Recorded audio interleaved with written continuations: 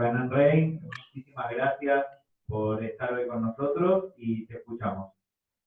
Shalom, buenas tardes desde Tel Aviv, espero que me escuchen. Esta breve charla está basada en mi actual proyecto de investigación dedicado a los grupos de autodefensa judía en la Argentina de los años 60 y 70. Un tema tabú, un vacío en la historiografía de las experiencias judías en la Argentina, y yo espero de algún modo llenar parcialmente por lo menos este vacío. El punto de partida de mi investigación es el secuestro del criminal de guerra Adolf Eichmann por agentes del Mossad, una operación que provocó una ola de antisemitismo en la Argentina. Los 2 años transcurridos entre la captura de Eichmann en mayo de 1960 y su ejecución en junio de 1962 fueron los más duros para los judíos de la Argentina desde el pogrom de julio de 1919, conocido como la Semana Trágica, el eje temático principal de este encuentro de ustedes. En dicho bienio arreció la propaganda antisemita contra la llamada quinta columna judía, sin faltar tampoco la violencia física, vandalismo contra instituciones judías, cargas explosivas colocadas en sinagogas y ataques brutales contra escolares y estudiantes universitarios de origen judío. Los casos de Edgardo Trilnik y Graciela Sirota y el asesinato en 1964 de Raúl Alterman fueron los incidentes más destacados. La punta de lanza de la campaña nacionalista contra los judíos fue el ultraderechista movimiento nacionalista Tacuara. Esta organización de estructura cuasi militar estaba formada por una nueva generación de activistas nacionalistas católicos, en su mayor parte jóvenes de clase media, media alta, de edades que oscilaban entre finales del secundario hasta 20 años. Desde sus inicios, Tacuara atacó físicamente a izquierdistas, reformistas y judíos. Sus miembros utilizaron a los argentinos judíos como chivo expiatorio de todos los males de la época. Se los definía como extranjeros, incapaces de asimilarse y por consiguiente peligrosos. La sensación de seguridad personal de los argentinos judíos ya era frágil a comienzos de los años 60 como resultado de esta ola de antisemitismo. Al mismo tiempo, los incidentes antisemitas crearon una corriente de solidaridad entre los judíos que se sentían sitiados, y eso fue el disparador de, entre otras acciones, 2 iniciativas que resultaron de particular importancia para la colectividad. En primer lugar, varios padres judíos se unieron para formar la primera de una serie de escuelas privadas integrales, en las que se combinaban los estudios nacionales con la aprobación y supervisión ministerial pertinente y las asignaturas complementarias de la educación judía, en un marco en el que los alumnos no serían vulnerables a los ataques antisemitas. La segunda iniciativa fue la formación de organizaciones judías de autodefensa, y de este tema voy a hablar ahora por unos 10 minutos. En una comunidad dividida por la manera en que se debía responder a los ataques contra los judíos, muchos jóvenes apoyaban una postura militante y la acción directa.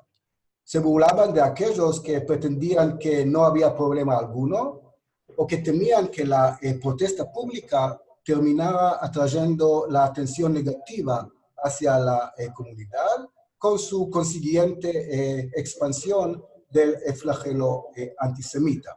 También se mofaban de las sugerencias de que se debía ejercer presión sobre la prensa y los medios electrónicos para que condenaran las actividades antisemitas. Lo que querían era algo más enérgico, digamos. En parte, esta actitud fue el resultado de la desconfianza de muchos judíos en la policía por la presencia de elementos antisemitas en su seno. Como me explicó uno de mis entrevistados, si no nos ocupábamos de cuidarnos nosotros mismos, no nos iba a cuidar nadie. Entonces, esta charla trata algunas de las preguntas y cuestiones que emergen a raíz del fenómeno de la autodefensa judía en la Argentina de aquellos años. ¿Cuán difundido estaba? ¿Cuál fue el papel de representantes israelíes en el entrenamiento y la preparación de esos grupos cuasi militares? ¿Qué tipo de acciones realizaron los miembros de estos grupos? La historiografía, como he dicho, se ha mantenido alejada del tema, probablemente temiendo un daño posible a las relaciones bilaterales Argentina e Israel, o a la imagen y el estatus de los judíos en Argentina. También dirigentes comunitarios y ex miembros de estos grupos han preferido eludir un debate que podría ser explotado de alguna forma por antisemitas. En esta investigación me baso en documentos diplomáticos de la Cancillería israelí. Lamentablemente los investigadores no tenemos acceso a los documentos del Mossad. Las memorias del recién fallecido Tata Furmansky, una figura clave, como algunos de ustedes saben, en estos grupos de autodefensa, y en una serie de entrevistas con ex miembros de grupos de autodefensa judíos. Y así analizo la forma en que se establecieron, la estructura, los métodos de reclutamiento, la instrucción y las actividades de estos grupos. Empiezo con algunas citas de mis entrevistas.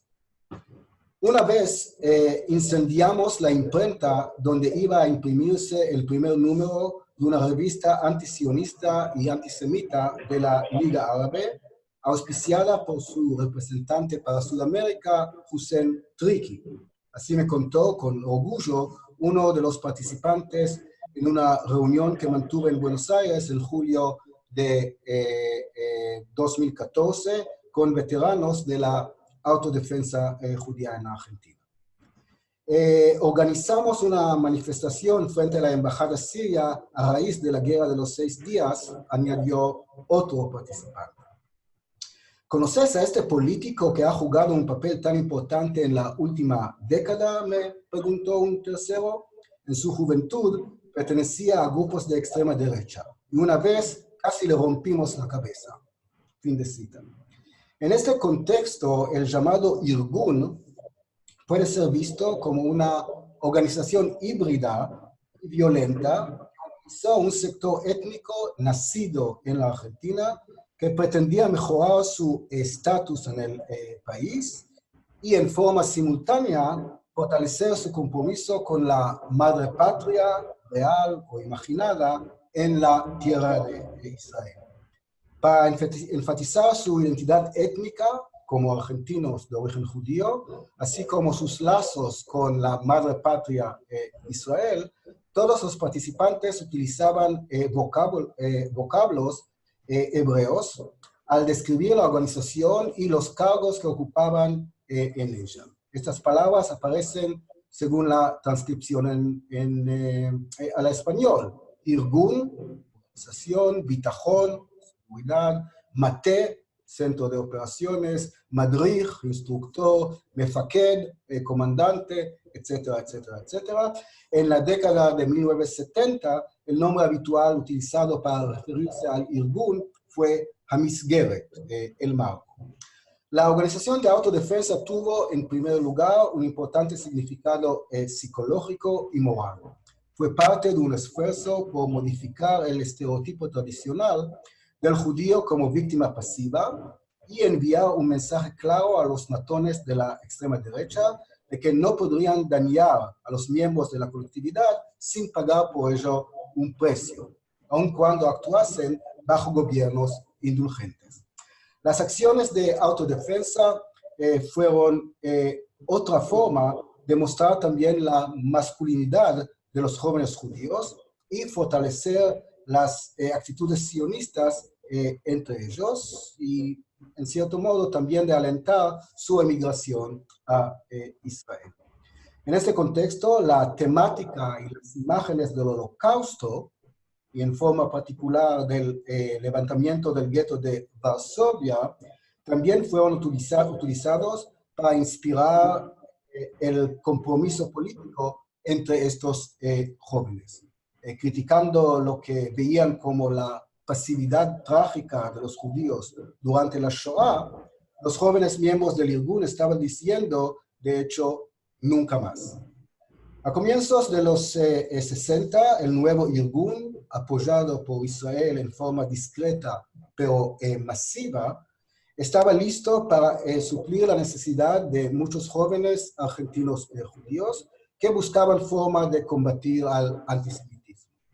El Irgun estaba dividido en dos alas separadas, una de recolección de inteligencia y otra operativa. Y tengo acá unos datos acerca de la del organigrama, digamos, del Irgun o la estructura del Irgun. No voy a entrar en eso. Un testimonio que me fue de mucho valor es el testimonio de Giora Divon. Originalmente se llamaba Jorge Dujovne. Divon emigró a Israel en 1957. Allí entró en un kibutz, hizo un breve servicio militar y tomó a su cargo el cultivo de bananas en este asentamiento agrícola.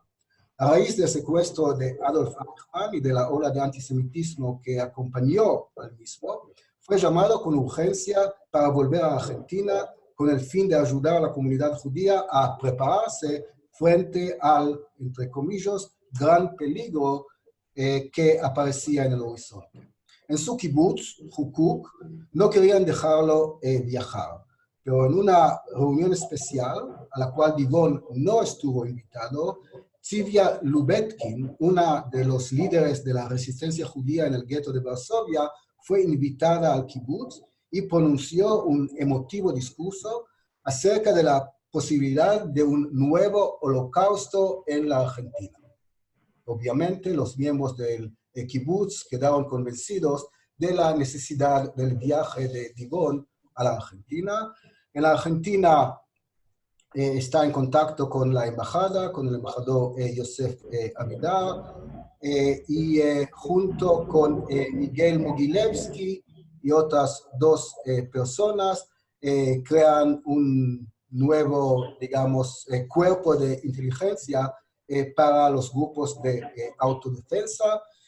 Y Divon me contó del cuestionario que distribuyó entre jóvenes judíos, de 800 jóvenes que mandaban información de distintos tipos a este cuerpo.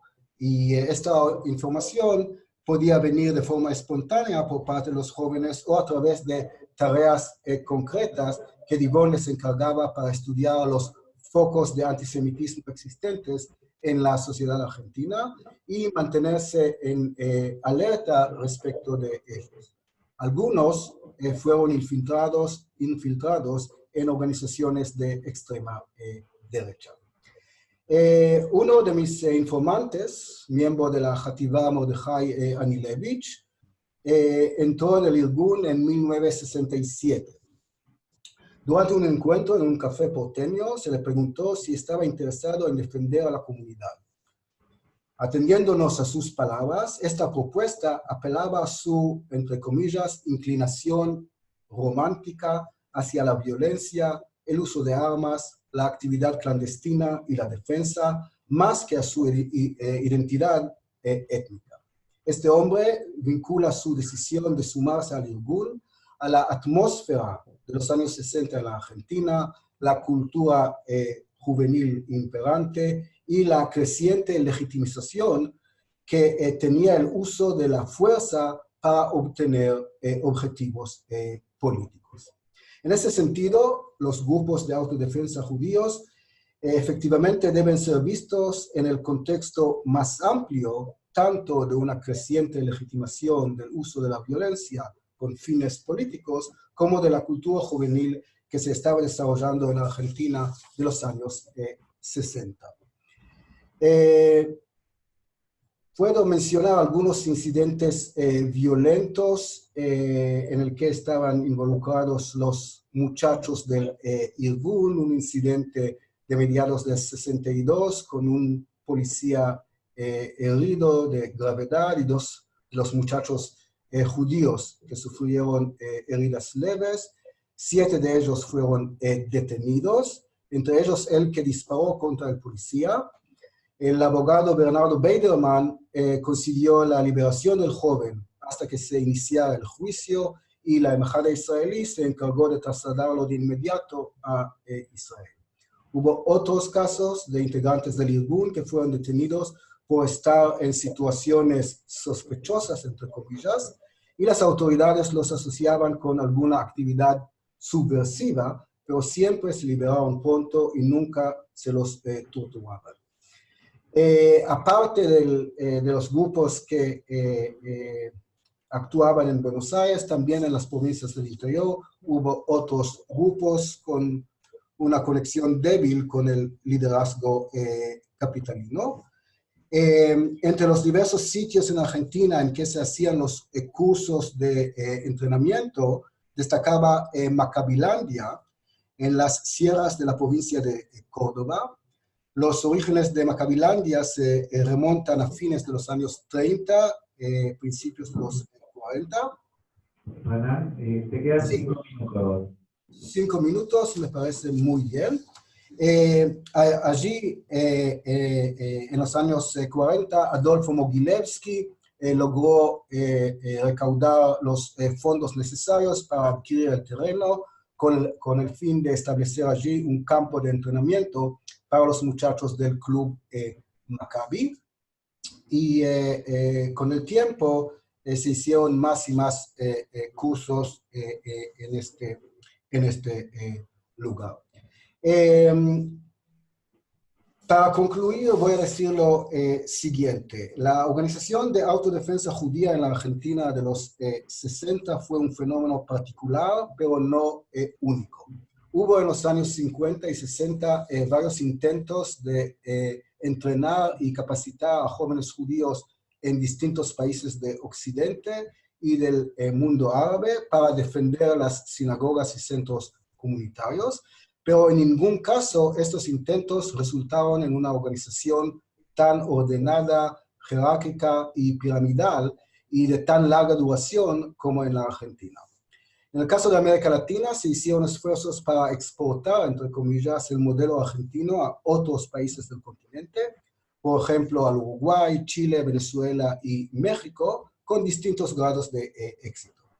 En el caso argentino, el Irgun contribuyó a elevar la conciencia judía y sionista entre muchos jóvenes y asimismo contribuyó a una creciente solidaridad y cohesión dentro de los marcos comunitarios. El incremento de la inmigración a Israel en la década de los 60 y 70 fue, al menos en parte, un resultado de estas actividades. Sin embargo, y eso me es importante enfatizar, la actividad del Irgun no contribuyó a construir una sociedad democrática y pluralista en la Argentina.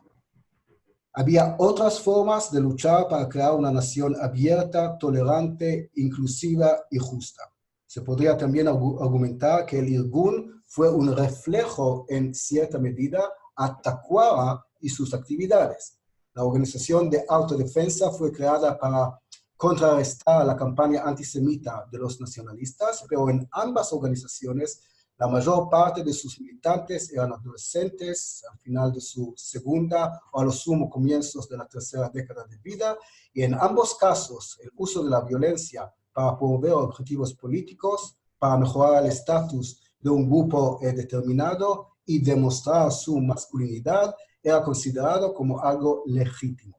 Los jóvenes argentinos de los 60 y 70, tanto judíos como no judíos, estaban desafiando premisas arraigadas y organizaciones ya establecidas. Termino con un pedido, como sigo juntando material para este proyecto de investigación.